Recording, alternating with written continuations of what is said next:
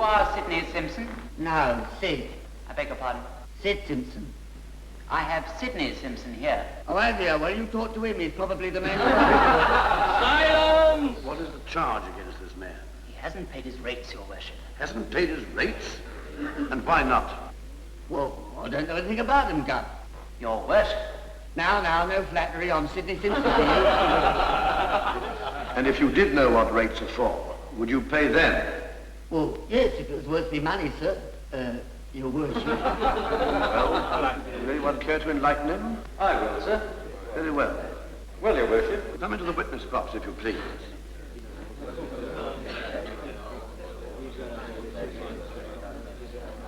And you, sir, are... I am the Town Clerk and Solicitor to the Camberwell Borough Council. Then perhaps Mr. Town Clerk would be good enough to tell us something of the body of persons you represent. And you have to satisfy Mr. Simpson here that you're worth his money. Certainly, sir. It may be rather complicated. Perhaps I could illustrate. Oh, please do. From the earliest times, man has instinctively clubbed together, or elected representatives, to look after and preserve the amenities of the area in which he lives. In Alfred the Great's time, the Saxon era of England, freemen formed themselves into tithings or groups of 10. Each tithing elected its own leader and made itself responsible for the behavior of its members.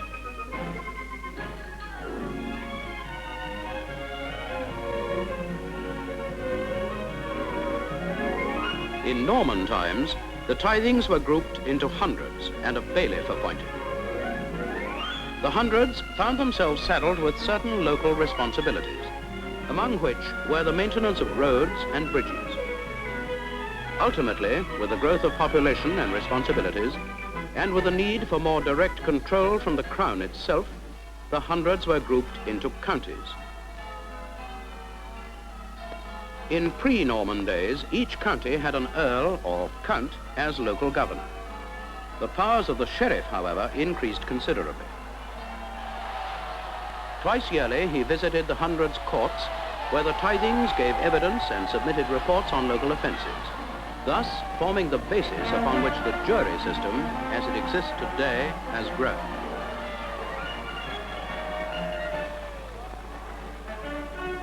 By the 14th century, the sheriff had become unpopular and his powers declined.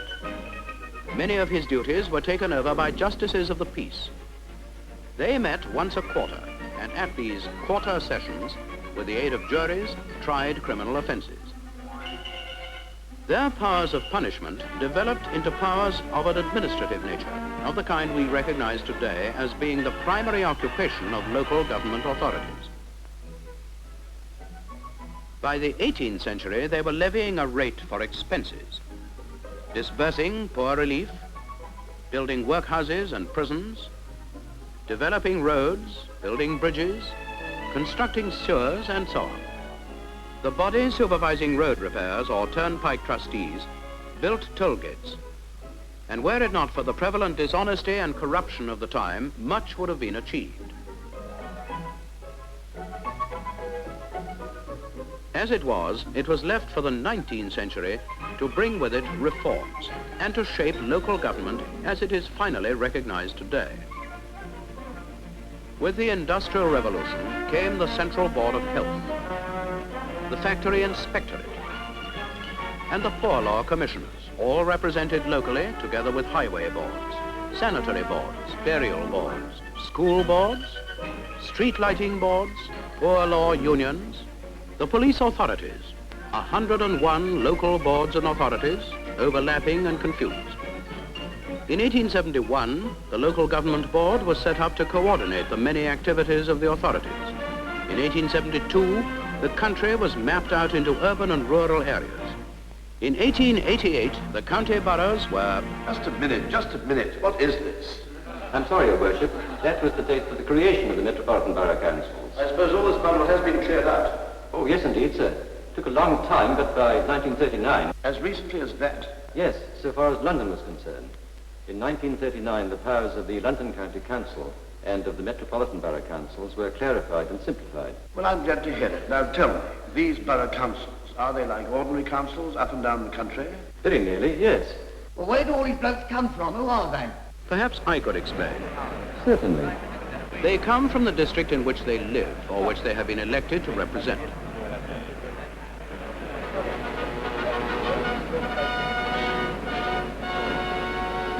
Once every 3 years, we all listen to the various candidates, assess their policies and promises, and decide which of them will, in our opinion, serve the interests of our district best.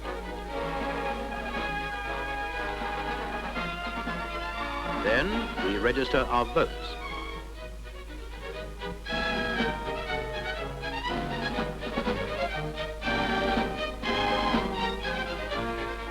In due course, the successful candidates can take their places on the benches of the council chamber.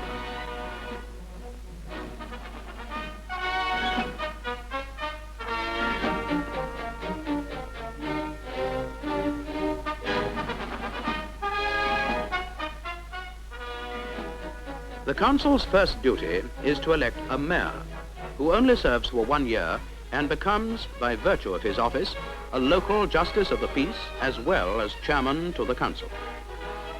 After this has been done, aldermen are elected. The Camberwell Borough Council has 60 councillors and 10 aldermen. Once the full council is elected, its members are divided into various committees and the work divided among them. Thus, the final shape of the local authority in the town hall may be like this. That's me. There's the council itself, which makes the final decisions in respect of whatever the various standing committees recommend. There are the standing committees, some of which are advised by subcommittees which may be formed to examine a special problem. Well, what about showing us something going through this lot? Certainly. Let us imagine, say, His Lordship here has a problem about, well, children in his district.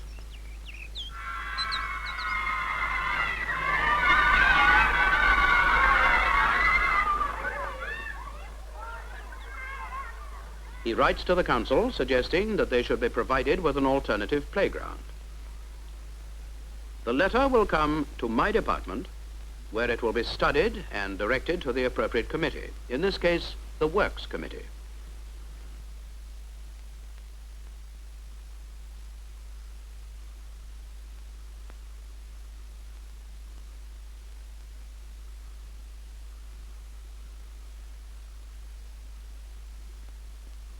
Mr. Burgess suggests that as the matter requires investigation, the subcommittee should be asked to report.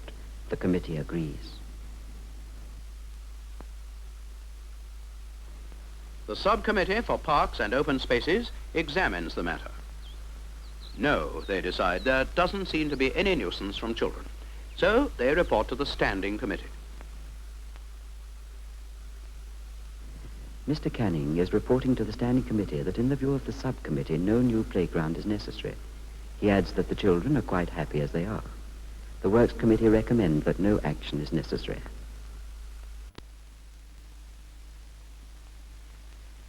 The recommendation is then entered on the agenda of the next full council meeting. These take place once a month.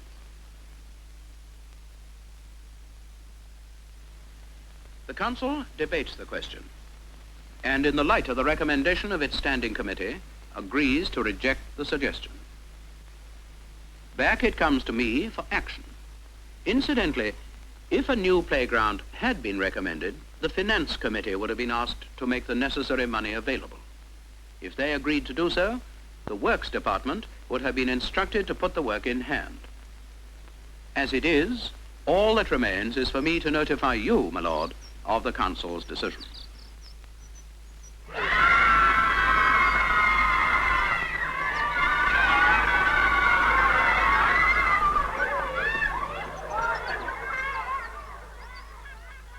But isn't that very unfortunate? I am not empowered to pass any opinion, Your Worship. I only carry out the council's instructions.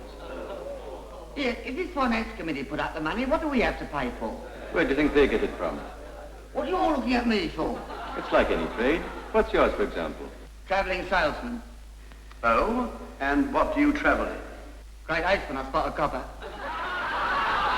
Islands in Cornwall. He's a barrowboy, Your Worship. Well, your customers get value for money, don't they? Yes, when I haven't got me thumb on the scale.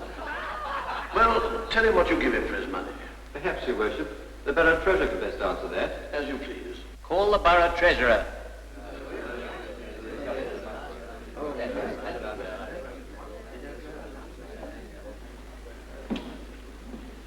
You're the borough treasurer of Camberwell? Yes.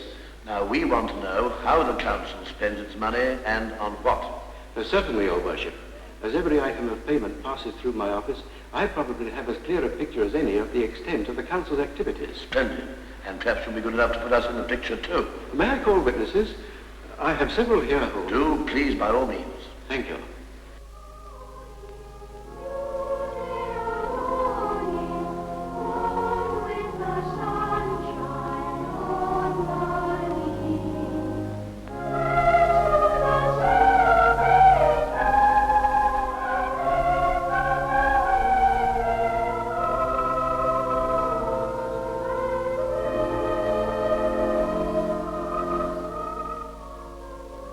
It is dawn.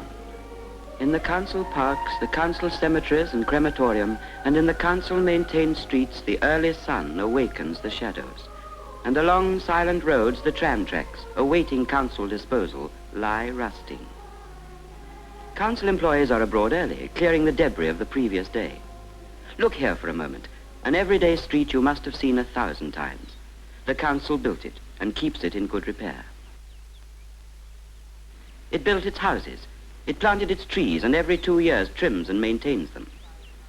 It advised the London County Council on naming it and is responsible for lighting it. It makes provision for the collection of kitchen waste. It erected the seat for old people at the top of its hill. And of course it's the council that washes and sweeps it before most of us are even out of bed. Under its surface too, the council has been at work, building and maintaining 130 miles of sewers, which carry dirt and refuse away for disposal. The streets are coming to life now. There is work to be done, buses to be caught, shops to be opened, papers, letters, files, the rush, the humdrum sameness of another day to be faced. No, Simpson, you aren't the only one who sighs and longs secretly for a change. My first visit this morning is to the Plough, up by the bus terminus there. I'm the council sampling officer, by the way. Pubs, dairies, retail food shops, cafes, any premises where foodstuffs or drinks may be sold are all liable to inspection by me. It's Scotch whiskey this morning.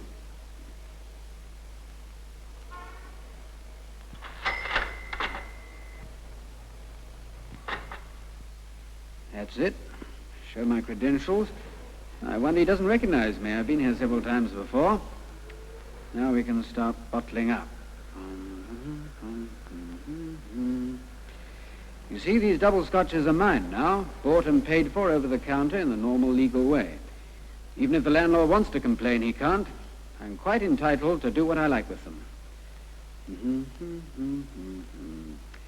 Seal them so there's no chance of any dispute. Now the labels. Mailing Road, SC22, isn't it? There, that's that. One for the landlord, one for the public analysts department, and one for the record. Quite easy. Just make a note. Everywhere, sampling and inspecting foodstuffs wherever they are made, stored, retailed, or consumed to ensure that they are up to the official standard, fresh and above all, clean. That's you, Alfred. Superintendent here. Now look, we had that council inspector fellow here this morning, and he tells me he found that lad upstairs using the dough mixer with the lid open. I know very helpful to us in one way and another, so the least we can do is to watch little points like that, then the big ones will look after themselves. No, we had a good look round, everything else seemed all right. They don't miss much, them fellas, so there's naught to complain about except that one thing. Snooping? Don't talk so daft out. We've got a reputation for good, clean bread leaving this place, and it's up to us and them inspector fellas to see that it does. So get after that dough mixer fella, and don't let me hear anything like this again. Doris, come and have a look. That council lorry's here again. I do believe it's stopping at Mrs. Martin's. Dreadful, I think it is, the way they keep troubling the wits out of poor folk like us.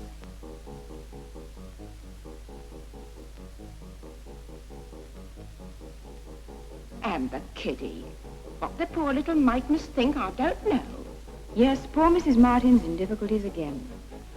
This is one of those dreadful Pottsford Street houses that should have been condemned years ago. Would have been, too, if it hadn't been for the housing shortage. It's infested, damp, filthy, quite unfit, really, for anyone to live in. But she's got to live somewhere, poor soul. The conditions are about as bad as they can be.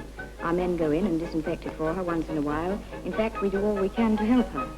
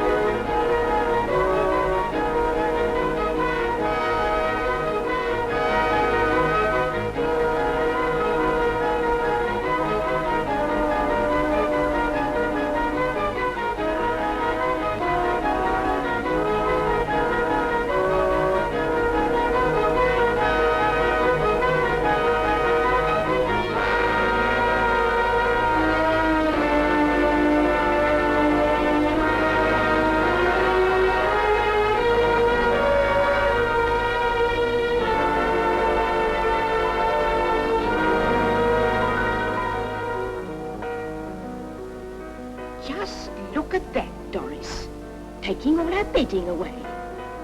Lice, I'll be bound. Fancy, lice in our street. People are like that, some of them. Regard disinfestation and disinfection as something shameful and disgraceful. They forget that in these difficult days others have to live in houses which in normal times would have been pulled down. It is these the council tries to help. Every year the Public Health Department deals with thousands of such cases. Bedding, clothing, upholstered furniture, articles of every conceivable shape and size all go through our disinfecting plant.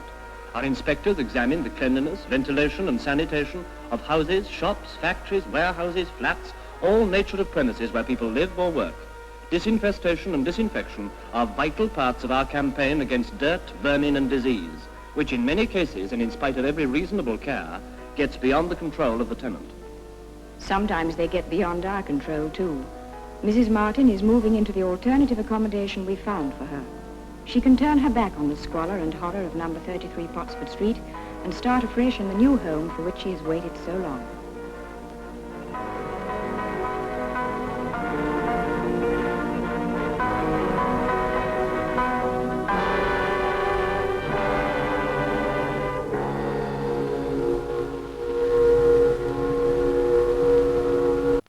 The day is half done. The lunch hour has brought respite to the people of Camberwell. Not to all, of course.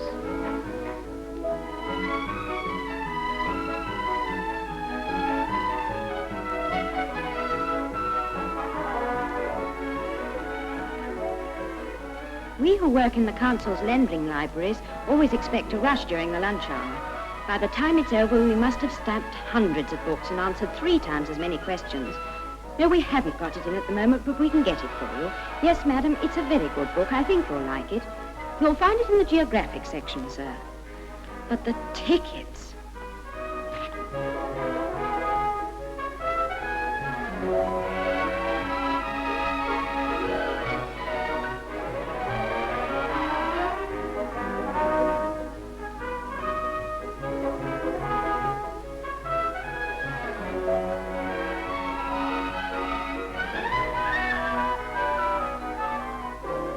We have over 80,000 books in the 7 council libraries for free loan to readers, then another 15,000 children's books and 16,000 reference books.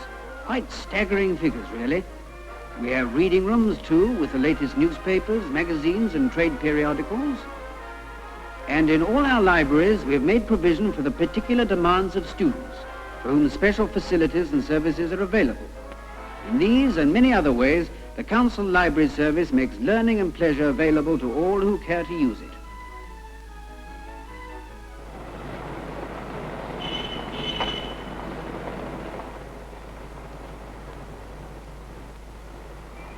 Joe in our office told me that once or twice a week he goes along to the art gallery during his lunch hour and looks at the pictures. He says it's peaceful like and that looking at pictures sort of excites him inside.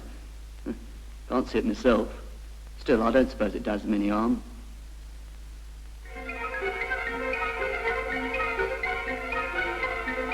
I take a late lunch and walk over to one of the great council housing estates. We've been married a year, Bill and me, and we desperately want a place of our own. It's not that Mother's difficult, but you know. Sometimes it does me good to see the men working to get the houses up. It makes me think perhaps they know about people like Bill and me wanting a home.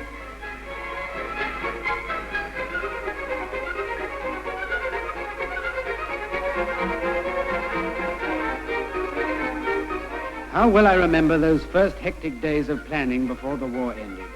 We had dreamed, some of us, of a new and wonderful borough. We talked and measured and drew and argued late into the night, impatient for the day when we could build again. Now the plans are fast becoming facts. Facts of steel and timber, bricks and mortar. Already we've rehoused 11,000 Camberwell families, but there's no relaxing yet. With the rapid growth of the housing estates comes a vast development of the whole shape and form of the borough. We in the town hall, and with the help of the London County Council, are racing against time to provide attractively designed and safely built homes and amenities for all.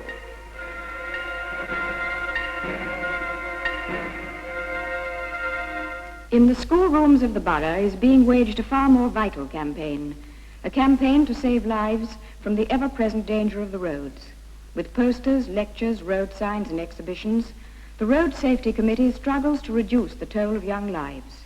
It remembers, as we should all remember, that tomorrow it may be one of our own. Look at the street again. See that? Meals on Wheels. That's a service we run for old people who can't get out and about much. 2 or 3 times a week we take them a really good hot meal, so as we can be sure they're being fed properly, and so as they know they're not forgotten. And over here, well, everyone knows the dustman. Some say they only see him at Christmas time. Probably they do, but he's always there all the same.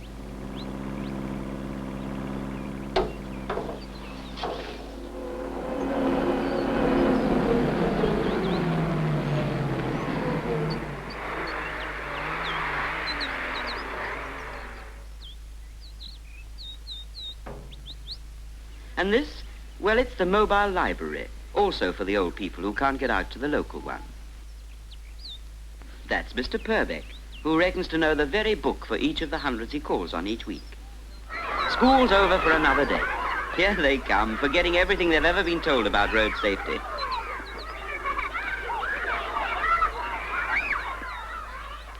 Up here in the council nursery, we provide all the flowers and plants for the parks from here. There's no mistaking when 4 o'clock comes round. It's the same as at my pet shop. Regulars clockwork, 4 o'clock, and there they are, peeping to see how their favourite pet's coming along. The council inspectors give this place a going over once in a while, but that ain't nothing compared to what those kids give it.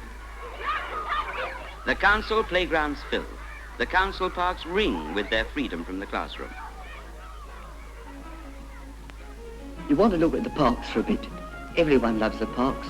They're a sort of communal playground where young and old alike can let their hair down and enjoy a bit of freedom, same as the kids. They've got that homely feeling about them too, even though they're a break from home, if you see what I mean.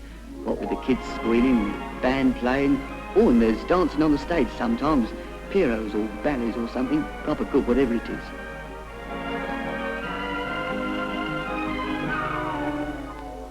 Or you can feed the birds, go boating, have a continental cup of tea if you want it, sitting out there simply asking for it to start raining, and there's heaven knows how many games you can play.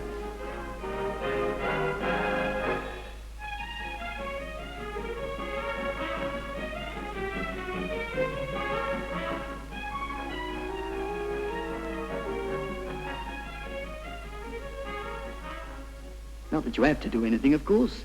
Some people can be happy not doing anything. If the park is the social centre for the hot summer weekends, for the rest of the year it's the baths, 3 of them in Camberwell, providing a unique service for old and young alike. As the working day draws to a close, as the mother, lacking proper facilities at home, completes her entire wash in one of the council's public wash houses, the children, under the same roof, Come on and get in!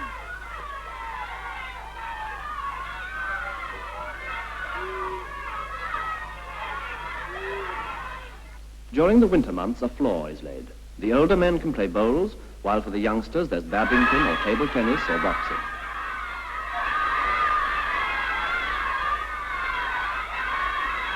Sometimes there's a concert, a ballet perhaps, a play or community singing, any of the many activities organised by the Camberwell Arts Council under the auspices of the Borough Council.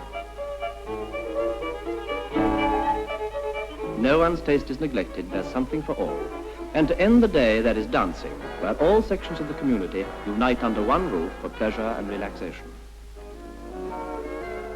Under the stars, the Borough settles to rest. The civil defence workers, out for an evening's training under council instructors, say good night and go home. The fire brigade changes its ever-vigilant watches.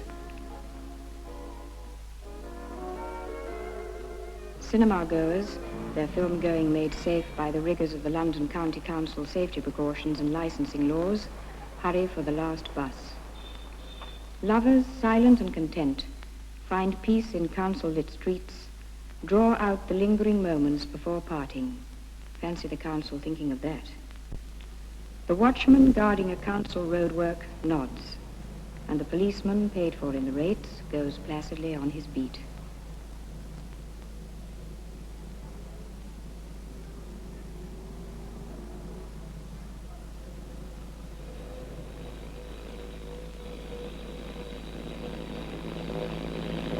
And so the council day starts all over again. Quite so. Well, to sum up, what we have to decide is whether what we have been shown and what we know of the work of the Camberwell Borough Council really gives Mr. Sidney Simpson his money's worth. I may say that for my part, I have not only been impressed, but surprised. I really had no idea. The ladies and gentlemen of the council seem to me to be a communally elected body who do nothing but good for us all.